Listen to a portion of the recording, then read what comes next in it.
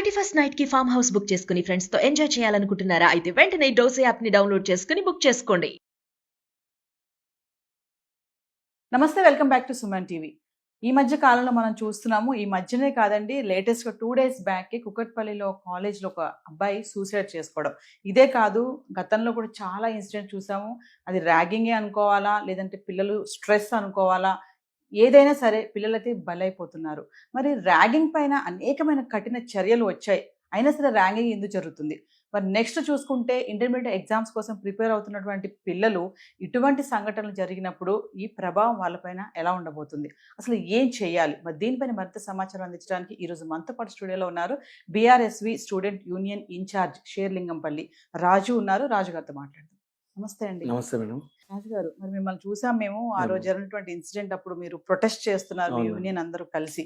అంటే అసలు ఏం జరిగింది? మామూలుగా ర్యాగింగ్ అంటున్నారు, మరి ర్యాగింగ్ అంటే దానిపైన చాలా చట్టాలే వచ్చాయి కదా, అయినా ఎందుకు ర్యాగింగ్ జరుగుతుందంటే? ఒకటి మేడం, ర్యాగింగ్ అంటే సెకండ్ ఇయర్ నుండి ఫస్ట్ ఇయర్ ని కలిపి ఒక రూమ్ లో పెట్టడం తప్పు యాజమాన్యం. Plus first year second year పడదు, వాళ్ళు వచ్చిన కొత్తగా వస్తారు, వీళ్ళు ఆల్రెడీ 1 year ఉంటారు కాబట్టి పడదు. చిన్న చిన్న కొట్లాట్లు అయితే దాన్ని యాజమాన్యం గమనించాలి. గమనించి ఫస్ట్ ఇయర్ వేయాలి, సెకండ్ ఇయర్ వేయాలి. ఈ విషయంలో చూసుకుంటే మేడం, ర్యాగింగ్ అనేది ఈ సెకండ్ ఇయర్ పిల్లలు అబ్బాయిని చేసినట్టే పేరెంట్ వాళ్ళ మదర్కి అయితే చెప్పడం జరిగింది అబ్బాయి.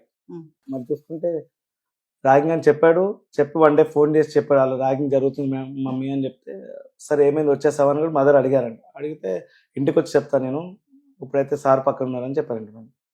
మరి యాజమాన్యం చెప్పడం ఏంటంటే, ఆ విండో చూసుకుంటే 5.5 feet ఉంటుంది మేడం, అబ్బాయి 6 feet ఉంటాడు, దానికి ఎట్లా హ్యాంగ్ చేసుకుంటున్నారు? విండోకి హ్యాంగ్ చేసుకున్నారు యాజమాన్యం చెప్తున్నారు. అక్కడ యాజమాన్యం ఒకళ్ళు దిక్కులేరు మేడం. అబ్బాయి చనిపోయిందని చెప్పి పేరెంట్స్ కి ఎట్లయితే 30 seconds ఇన్ఫర్మేషన్ ఇస్తారు మేడం, ఒక అబ్బాయి చనిపోతే కొంచెం యాజమాన్యం కొంచెం ఏముండదు, ఇన్ఫర్మేషన్ ఇమీడియట్లీ కాల్ చేయలేదు పేరెంట్స్. ఇమీడియట్లీ కాల్ చేయడం మేడం. 2 హాస్పిటల్ తిప్పారు, 2 బస్సులు తిప్పిన తర్వాత గాంధీలో జాయిన్ చేసిన తర్వాత మీ అబ్బాయి హ్యాంగ్ చేసుకుని చెప్పడం జరిగింది. అదే 30 seconds. మళ్ళీ రిటర్న్ కాల్ చేసిన 200 కాల్స్ చేశారు, నో రెస్పాన్స్. ఇప్పటి వరకు యాజమాన్యం రెస్పాన్స్ లేదు మేడం. ఇప్పుడు ఒక విషయం చెప్పండి రాజు, సరే మనము కాలేజ్ యాజమాన్యం గురించి మాట్లాడుకుని పక్కన పెడితే, పేరెంట్స్ చేసే మిస్టేక్స్ ఏం లేవా ఇక్కడ?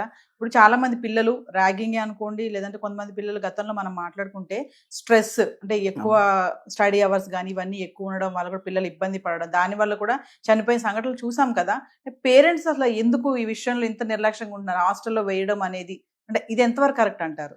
పేరెంట్స్ తీసుకున్న జాగ్రత్తలు ఏంటంటే మేడం, ఒక క్యాంపస్లో జాయిన్ అవుతుంటే ఆ క్యాంపస్లో ఏమున్నాయి, అసలు స్టడీ ఉందా, గ్రౌండ్స్ ఉన్నాయా, దానికి కాలేజ్ కోడ్ ఉందా, అవి కంపల్సరీ చూసుకోవాల్సి వస్తుంది మేడం. మరి ఇలాంటి కాలేజ్ యాజమాన్యాలు అపార్ట్మెంట్లో రెంట్ తీసుకొని క్యాంపస్లు రన్ చేస్తారు వితౌట్ పర్మిషన్స్, వితౌట్ కోర్స్. అది గమనించాల్సింది పేరెంట్స్ గమనించకుండా జాయిన్ చేసి పడేస్తే వాళ్ళు ఇష్టం వచ్చిన క్యాంపస్లో జాయిన్ చేస్తారు. మరి చూసుకుంటే ఈ పేరెంట్ 30 members ఉన్న క్యాంపస్లో జాయిన్ చేసింది, ఇప్పుడు అక్కడ ఇన్సిడెంట్ అయిన ప్లేస్లో 500 మంది స్టూడెంట్స్ ఉన్నారు. అది యాజమాన్యం తప్పేదండి, అది చూసుకోవాల్సిన పేరెంట్సే. అది పట్టించుకోకుండా పేరెంట్స్ వాళ్ళ ఇష్టం ఏదో జాయిన్ చేసాము చెప్తున్నారని వదిలేస్తే మాత్రం ఇలాంటి పరిణామాలు జరుగుతుంది. లక్షలు పెట్టి పిల్లల్ని జాయిన్ చేస్తారండి. మీరు అన్నట్టుగానే అక్కడ ఫెసిలిటీస్ ఏమున్నాయి, ఎంతమంది ఫ్యాకల్టీస్ ఉన్నారు, అక్కడ మెస్ ఎలా ఉంది, రూమ్స్ ఎలా ఉన్నాయి, ఎవరెవరిని ఎలా కూర్చోపెడుతున్నారు, సెగ్మెంట్స్ ఎలా ఉంటున్నాయి, అంటే ఇవన్నీ చూడట్లేదని అనుకుంటున్నారు. 100% ఇదే ఇన్సిడెంట్ మేడం. ఫ్లోర్కి ఒక వార్డెన్ ఉండాలి, వార్డెన్ దిక్కులేడు. ప్లస్ సైకాలజిస్ట్ అనే ప్రొఫెసర్ ఉండాలి, దిక్కులేడు. పిల్లలకి ఒత్తిడి గురవుతుంటే ఒక లెక్చరర్ చెప్పేటానికి లెక్చరర్ అయితే ఆ క్యాంపస్ లో దిక్కులేరు మేడం. అంటే ఒక కౌన్సిలర్ ఉండాలి ప్రతి కాలేజ్ లో అంటారు. 100% కౌన్సిలర్ ఉండాలి మేడం, ప్రతి కాలేజ్ లో ఉండాలి కౌన్సిలర్. అంటే మీరు వెళ్ళారు, అక్కడ ప్రొటెస్ట్ చేశారు కదా, ఆ మదర్ ఫాదర్ మాట్లాడుతున్నారు, అంటే వాళ్ళు ఏమంటున్నారండి ఫైనల్ గా, అసలు ఏం జరిగింది అని అంటే ఏం చెప్తున్నారు? అక్కడ ఊరేసుకున్నారంటే పేరెంట్స్ నమ్మట్లేదు మేడం. ఆ అబ్బాయికి టవల్ కట్టుకోవడం కూడా రాదు, అట్లాంటి టవల్ తో ఎట్లా హ్యాంగ్ చేసుకుంటాడు మా అబ్బాయి అని చెప్పి డిమాండ్ చేస్తున్నారు. ఒకటి పోలీసు వాళ్ళు కూడా మేడం, లా ఎన్ఫోర్స్మెంట్ ఉందని చెప్పి విక్టిమ్స్ మీద వేయకుండా చేసిన యాజమాన్యాన్ని పట్టుకోవాలి కదా మేడం.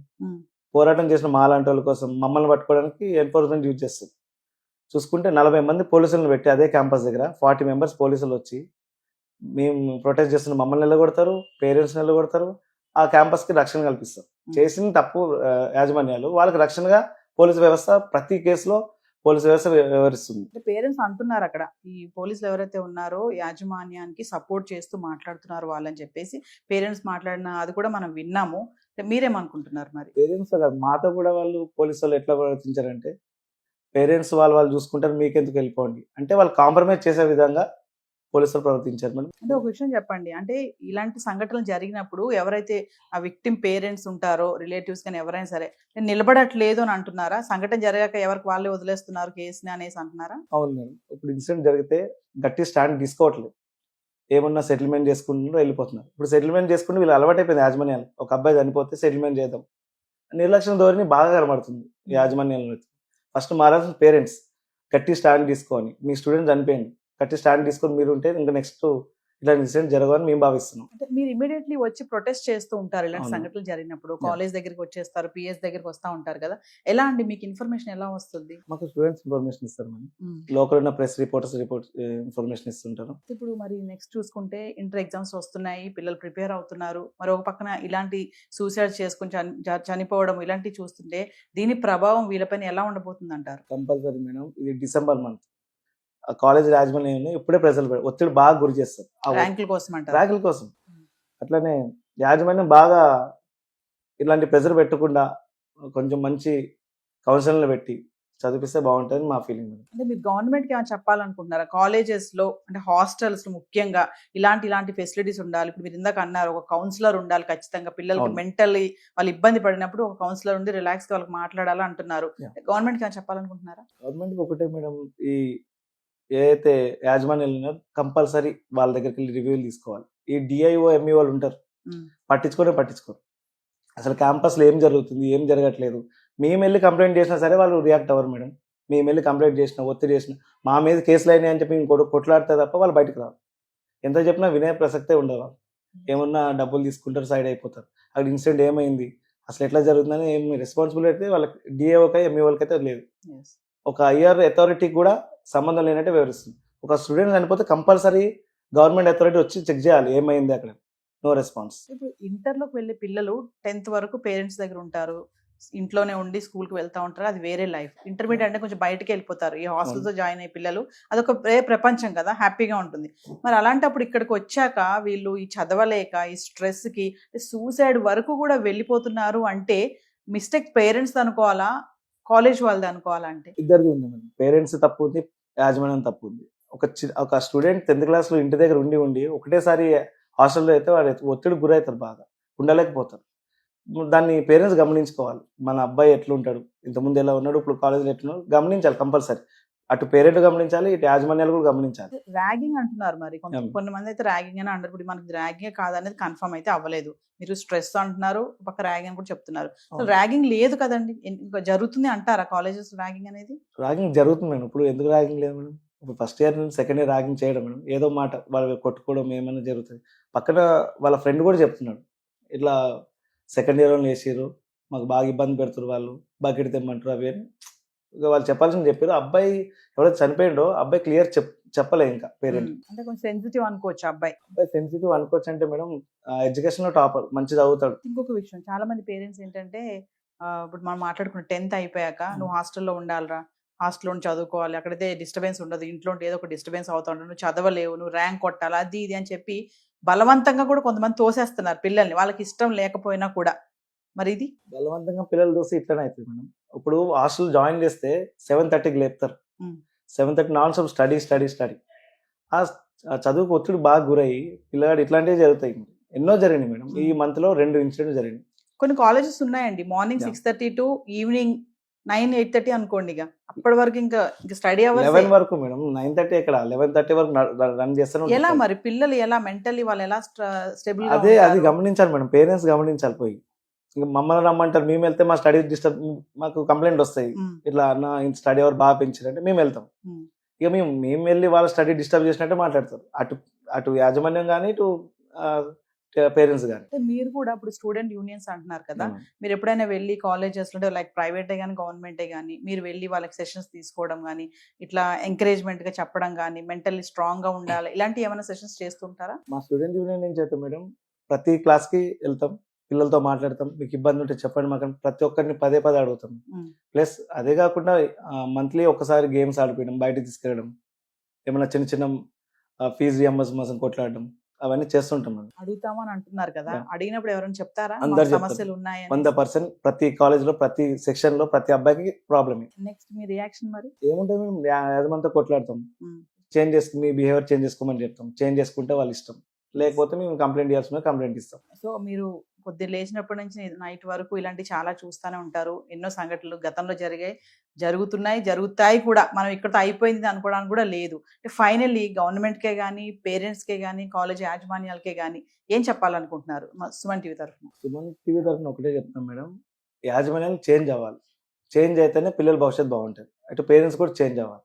అంతేగాని ఇట్లా చెప్తున్నా కదా మేడం, అవి 100% ఆత్మహత్యలు కానే కావు. ఈ యాజమాన్యాలు చేస్తున్న హత్యలుగా భావిస్తాం మేము. అంటే ఏదేమైనానండి, ఒత్తిడి అనుకోవచ్చు, ర్యాగింగ్ అనుకోండి, పేరెంట్స్ బలవంతమే అనుకోండి, అక్కడ కాలేజెస్ లో ఫెసిలిటీస్ లేకపోవడమే అనుకోండి, అమాయకమైన పిల్లలు బలైపోతున్నారు కదా. పేరెంట్స్ కి యాజమాన్యం మధ్యలో పిల్లలు బలైపోతున్నారు మేడం. ఇప్పుడు మేము వెళ్తే యాజ్ ఎ పేరెంట్ గా వాళ్ళకి పవర్స్ ఉంటాయి, యాజ్ ఎ యాజమాన్యం వాళ్ళకు ఉంటాయి. మధ్యలో మేము వెళ్తే మీకెందుకని మమ్మల్ని మా మీదకి కేసులు పెడుతున్నాం, ఇష్టం వచ్చిన కేసులు పెడుతున్నాం. క్యాంపస్ లోకి ఎంటర్ అయితే చాలు ట్రెస్ పాస్ అని చెప్పి కేసులు పెడతారు. 1 week లో 2 స్టూడెంట్స్ చనిపోయి 10th class 2 చిన్న పిల్లలు చనిపోయి వెళ్ళి అడిగితే మా మీద అక్రమంగా 3 సెక్షన్లు పెట్టి కేసులు నమోదు చేయడం జరిగింది. వాళ్ళ పేరెంట్స్ రాలేదా? పేరెంట్స్ డిమాండ్ చేసి ఒక లెటర్ కూడా రాసి ఇచ్చారు, ఒక 10 lakhs ఇస్తామని చెప్పి. 1 lakh అడ్వాన్స్ ఇచ్చారు. నెక్స్ట్ రోజు వెళ్ళితే మెడ పట్టుకొని బయటకు గంటారు పేరెంట్స్ మెడ పెట్టి గంటినా సరే ఒక యాజమాన్యం అనేది ఇప్పుడుకొచ్చి ఏం రెస్పాన్స్ లేదు మేడం.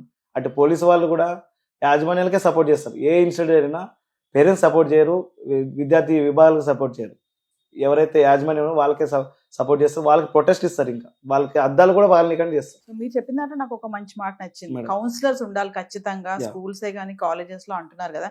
మరి బయట సొసైటీలో చూసుకుంటే చాలా మందే ఉన్నారు, సైకాలజిస్టులు కానీ, మోటివేషనల్ స్పీకర్స్ కానీ, వీళ్ళందరూ.